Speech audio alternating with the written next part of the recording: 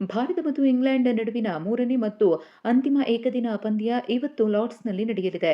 3 ಪಂದ್ಯಗಳ ಸರಣಿಯಲ್ಲಿ ಸದ್ಯ ತಲಾ ಒಂದೊಂದು ಪಂದ್ಯವನ್ನ ಗೆದ್ದಿರುವಂತಹ ಇಂಗ್ಲೆಂಡ್ ಮತ್ತು ಭಾರತ ಸಮಬಲ ಕಾಯ್ದುಕೊಂಡಿವೆ. ಈ ಮ್ಯಾಚನ್ನ ಯಾರು ಗೆಲ್ತಾರೋ ಅವರು ಸರಣಿಯನ್ನ ಗೆದ್ದಂತಾಗುತ್ತೆ.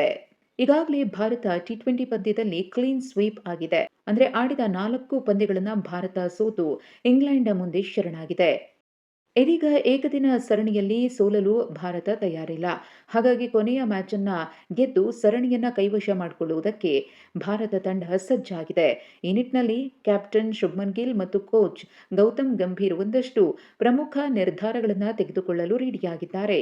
ಕಾರ್ಡಿಫ್ನಲ್ಲಿ ನಡೆದ 2ನೇ ಏಕದಿನ ಪಂದ್ಯದಲ್ಲಿ ಭಾರತ ಒಂದು ಬದಲಾವಣೆ ಮಾಡಿಕೊಂಡಿತ್ತು. ಅದೇನಪ್ಪಾ ಅಂದ್ರೆ ಕೆಎಲ್ ರಾಹುಲ್ ಅವರನ್ನ ಕೈಬಿಡಲಾಗಿತ್ತು. ಅನಾರೋಗ್ಯದ ಕಾರಣಕ್ಕೋಸ್ಕರ ಕೆಎಲ್ ರಾಹುಲ್ ಅವರು 2ನೇ ಮ್ಯಾಚ್ನಲ್ಲಿ ಹೊರಗುಳಿದು ಅವರ ಸ್ಥಾನಕ್ಕೆ ಇಶಾನ್ ಕಿಶನ್ ಅವರನ್ನ ಆಯ್ಕೆ ಮಾಡಲಾಗಿತ್ತು.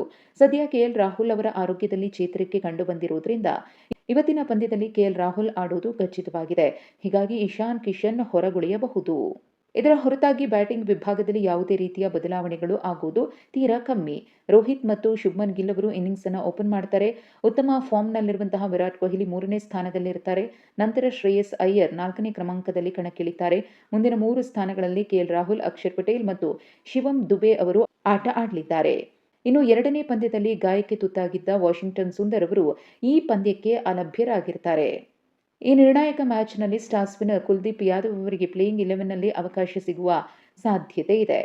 ಇನ್ನು ಭಾರತ ತಂಡದ ಪ್ಲೇಯಿಂಗ್ 11 ನೋಡೋದಾದರೆ ಶುಭ್ಮನ್ ಗಿಲ್, ರೋಹಿತ್ ಶರ್ಮಾ, ವಿರಾಟ್ ಕೊಹ್ಲಿ, ಶ್ರೇಯಸ್ ಅಯ್ಯರ್, ಕೆಎಲ್ ರಾಹುಲ್, ಅಕ್ಷರ್ ಪಟೇಲ್, ಶಿವಮ್ ದುಬೆ, ಕುಲ್ದೀಪ್ ಯಾದವ್, ಪ್ರಸಿದ್ಧ ಕೃಷ್ಣ, ಗುರ್ನೂರ್ ಬ್ರಾರ್, ಜಸ್ಪ್ರೀತ್ ಬುಮ್ರಾ. ಇನ್ನು ಇವತ್ತಿನ ಪಂದ್ಯ ಮತ್ತೊಂದು ಇಂಟ್ರೆಸ್ಟಿಂಗ್ ಸಂಗತಿಗೆ ಸಾಕ್ಷಿಯಾಗ್ತಾ ಇದೆ. ಅದೇನಪ್ಪಾ ಅಂದ್ರೆ ರೋಹಿತ್ ಶರ್ಮಾ ಅವರ ಕೊನೆಯ ಏಕದಿನ ಪಂದ್ಯ ಇದಾಗಲಿದೆ ಅನ್ನೋ ಮಾತುಗಳು ಕೂಡ ಕೇಳಿಬರ್ತಾ ಇದೆ. ಬಿಸಿಸಿಐಯಿಂದ ಒಂದು ಸ್ಪಷ್ಟನೆ ಸಿಕ್ಕರೂ ಕೂಡ ಅಭಿಮಾನಿಗಳಲ್ಲಿ ಇವತ್ತಿನ ಪಂದ್ಯದ ಬಗ್ಗೆ ತೀವ್ರ ಕುತೂಹಲ ಇದೆ.